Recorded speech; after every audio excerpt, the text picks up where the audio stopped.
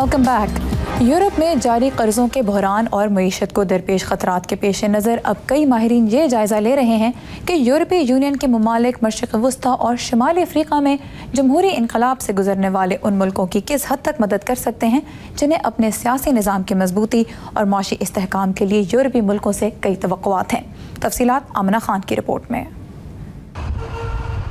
मिस्र और ट्यूनिस में जमहूरी इनकलाब के बाद जहाँ सियासी और माशी निज़ाम में इस्लाह की कोशिशें जारी हैं, वहाँ यूरोपीय हमसायों से अमदाद की तवक्कुआत भी मौजूद हैं। काहिरा में कायम इकनॉमिक रिसर्च फोरम नामी एक इलाकाई तहकीकी इदारे से मुंसलिक माहिर इक़्तिसादियात अहमद कलाल।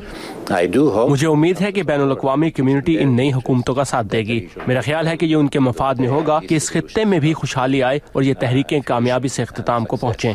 लेकिन यूरोपीय यूनियन में मौजूद इक़्तिसादी गैर यकीनी के पेश नज़र बाज़ माहिरीन को फ़िक्र है कि यूरोपीय ममालिक लिबिया, ट्यूनिस और मिस्र जैसे मुल्कों को उस पैमाने पर इमदाद फराहम नहीं कर पाएंगे जिसकी उन्हें ज़रूरत है। माहिरीन के मुताबिक इक़्तिसादी मसाइल की वजह से गैर यकीनी का माहौल बरकरार है और इसीलिए शुमाली अफ्रीका और मशरिक़ वस्ता के मुल्कों को इमदाद फराहम करने के लिए यूरोपीय मुल्कों का आपस में ताउन बढ़ाना भी बहुत ज़रूरी होगा। स्वीडन के वज़ीर बराए बैनुल-अक़वामी तरक्कियाती ताउन कुनिला कार्लसन। ये देखने के लिए कि आने वाली तब्दीलियों और चैलेंजेस का मुश्तरका तौर पर सामना किया जा सके, अफ्रीका के कुछ खित्तों में तरक्की के मौक़ों का बेहतरीन इस्तेमाल मुमकिन बनाया जा सके और शमूलियत पर ज़्यादा जोर दिया जा सके। कुनिला कार्लसन कहते हैं कि जमहूरी तब्दीलियों के बाद इन अरब और अफ्रीकी मुल्कों में खुसूसी तौर पर ख़वातीन और नौजवानों के लिए मौक़े और मुलाज़मतें पैदा करने पर तवज्जो देना ज़रूरी होगा। इनके मुताबिक इन मुल्कों से यूरोप का रुख करने वाले पनाहगुज़ीनों की सूरत हाल पर भी तवज्जो देनी चाहिए। हमें ये देखना है कि मजदूरी की तलाश में उन लोगों की नकल मकानी आसान बनाने के लिए हम क्या कर सकते हैं जो अपना मुल्क छोड़ आए हैं, यहाँ पनाहगुज़ीन हैं और शायद वापस ना जाना चाहें। हमें ये देखना है कि क्या यूरोपीय ममालिक के दरमियान इस सिलसिले में ताउन किया जा रहा है और उनमें तिजारत और सरमायाकारी के रवाबित कायम हैं या नहीं, और ये कि शुमाली अफ्रीकी मुल्कों में भी मईशत की बहाली के इक़दामात किए जा रहे हैं।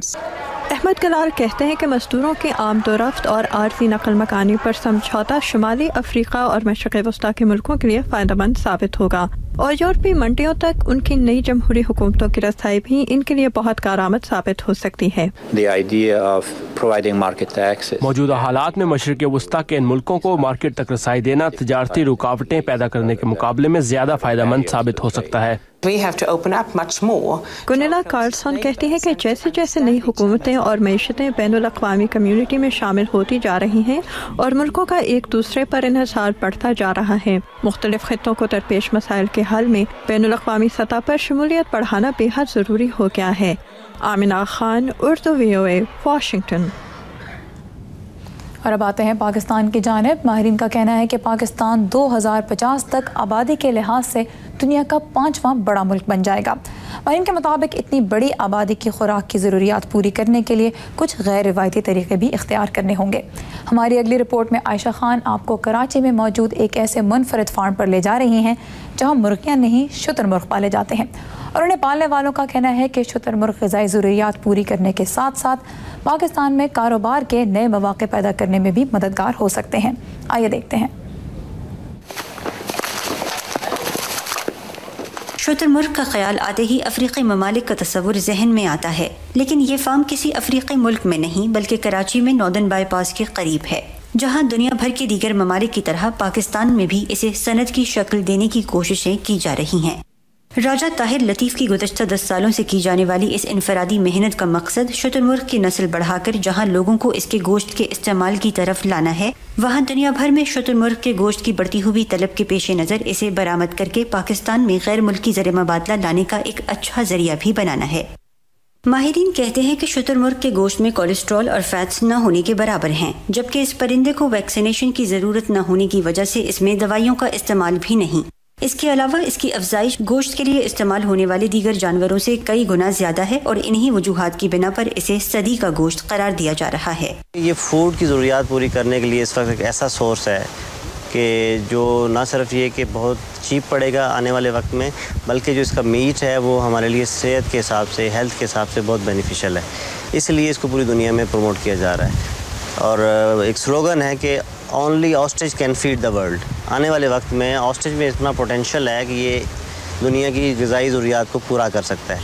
इसकी बेसिक वजह ये है कि ऑस्ट्रिच का जो वेट है विद इन 10 मंथ कोई 100 kg से ज़्यादा हो जाता है लाइव वेट, और 2 साल के बाद ये अंडे देना शुरू करता है। और एक ऑस्ट्रिच जो है एक सीज़न में या एक साल में 70 से लेकर 100 एग्स देता है, और उसमें से अगर आप वर्स्ट कम वर्स्ट केस में 50% भी चिक्स प्रोड्यूस कर लें तो ऐसी दुनिया में कोई चीज़ नहीं है जो इतने ज़्यादा बच्चे दे रही हो और इतना ज़्यादा गोश्त पैदा हो रहा हो। ताहिर, पाकिस्तान में शुतुरमुर्ग की अफजाइश नस्ल के लिए ये परिंदे इस वक्त ऑस्ट्रेलिया से दरामद कर रहे हैं। सिर्फ कराची में उनके पास फार्मिंग के लिए 700 के करीब शुतुरमुर्ग हैं और मुल्क भर में इसकी कुल तादाद 3000 है। ताहिर कहते हैं कि उनका हदफ अगले साल तक इसकी नस्ल को 10,000 तक बढ़ाना है, जिसके बाद यहाँ एक अच्छी सनत के लिए बुनियाद बन जाएगी और फिर उन्हें मजीद शुतुरमुर्ग दरामद करने की ज़रूरत नहीं रहेगी। शुतुरमुर्ग के गोश्त के अलावा इसका चमड़ा, पर और इससे बनने वाला तेल भी अपनी इफादियत रखते हैं। ताहिर के बकौल गोश्त के अलावा चमड़े की सनत के लिए भी दरामदात की मद में ये एक अच्छा इजाफा होगा और इससे मुल्क में रोज़गार के मौक़े भी पैदा होंगे। गुज़श्ता 3 सालों में 100 से ज़्यादा मुल्कों में ये फार्मिंग शुरू हो गई है, और पाकिस्तान इसके लिए हम ये समझते हैं कि बड़ा फेवरेबल मुल्क है। यहाँ पे आबो हवा बहुत अच्छी है, इसकी जो है फीड कॉस्ट यहाँ पे बहुत कम है, यहाँ पे लेबर कॉस्ट कम है। इसका जो सबसे मेन फीड है वो लूसन एक चारा होता है, और वो हमारे यहाँ एक आम चारे के तौर पे इस्तेमाल होता है, जो कि हम गाय भैंस बकरी को डालते हैं। पाकिस्तान की मईशत का इन्हिसार ज़राअत पर है और यहाँ लोगों बिलखुसूस ख़वातीन के लिए घरों में लाइव स्टॉक को हैंडल करना कोई मसला नहीं।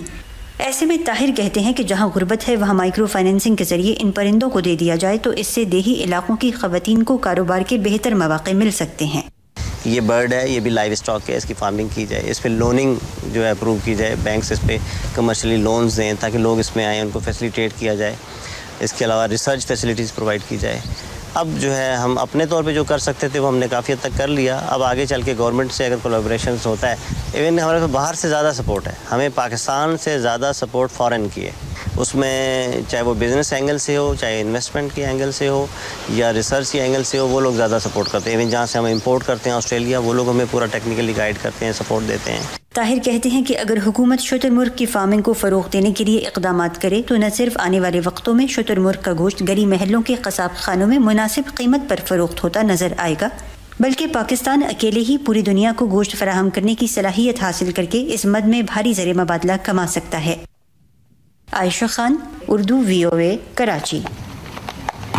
दुनिया भर से ताज़ा तरीन खबरों के लिए आप जब चाहें हमारी वेबसाइट urduvoa.com पर लॉगिन कर सकते हैं, जहां आपके लिए ज़िंदगी के मुख्तलिफ शोबों के हवाले से भी बहुत सी मालूमात मौजूद हैं।